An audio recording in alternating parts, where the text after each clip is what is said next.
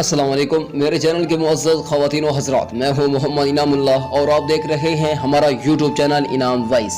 डेरा गाज़ी खान की धरती तारीख़ के मुख्तलिफ अदवार में मुख्तलिफ नामों से मशहूर रही है। 15वीं सदी ईस्वी में बलोच कबाइल ने इस धरती को अपना मुस्तकिल बनाया। एक मुमताज़ बलोच सरदार मीर हाजी खान मीरानी ने अपने लाडले बेटे गाज़ी खान के नाम पर दरिया सिंध के मगरबी किनारे पर डेरा गाज़ी खान की बुनियाद रखी। 1887 में डेरा गाज़ी खान दरिया सिंध के कटाव की लपेट में आ गया। इस वक्त ये शहर मौजूदा मकाम से 15 किलोमीटर मशरक में वाक़ था। डेरा का लफ्ज़ फारसी निकला है जिसके मानी रिहाइश गाह है।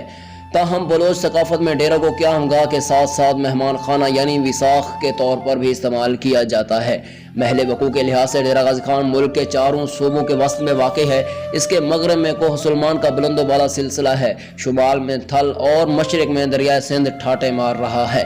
रूहानी हवाले से मगरब में हज़रत सखी सरवर, शुमाल में ख्वाजा सुलेमान तौसवी और जुनूब से शायर हुस्न जमाल ख्वाजा गुलाम फरीद का रूहानी फैज़ जारी है।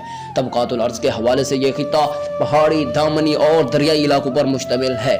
आबो हवा के लिहाज से सर्दियों में सर्द और गर्मियों में गर्म मरबूत खित्ता है। इलाके के रिहायशियों की अक्सरियत सराइकी ज़बान बोलती है, जबकि इर्द गिर्द के कुछ इलाकों में सराइकी के साथ साथ बलोची ज़बान भी बोली और समझी जाती है।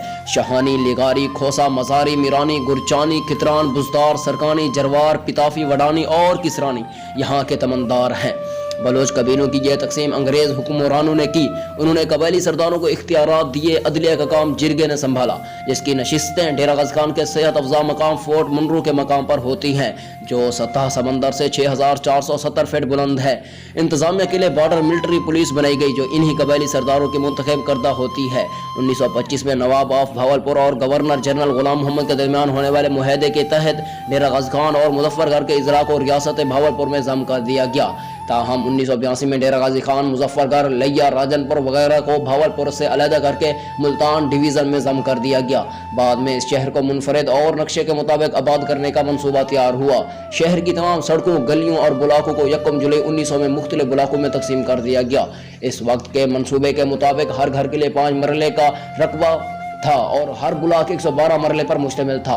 ताहम विरासती तौर पर मकानात की मुंतकली से घरों का हजम बहुत फ़र्क हो गया। रिवायती तौर पर मकामी लोग नाश्ते में हलवा पूरी दोपहर को सिरी पे शौक से खाते हैं। कुछ अरसा पहले तक घरों में ड्राइंग रूम या बैठक नहीं होती थी, बल्कि घरों के आगे या चौक में रखी हुई बड़ी बड़ी चारपाइयाँ, जिन्हें मकामी ज़बान में हमाचा कहते हैं, ड्राइंग रूम या बैठक के नामुल बदल के तौर पर इस्तेमाल होती थी, जिन पर बैठकर रात गए तक गपशप और हाल अहवाल करना मकामी लोगों के मिजाज और सकाफत का हिस्सा है।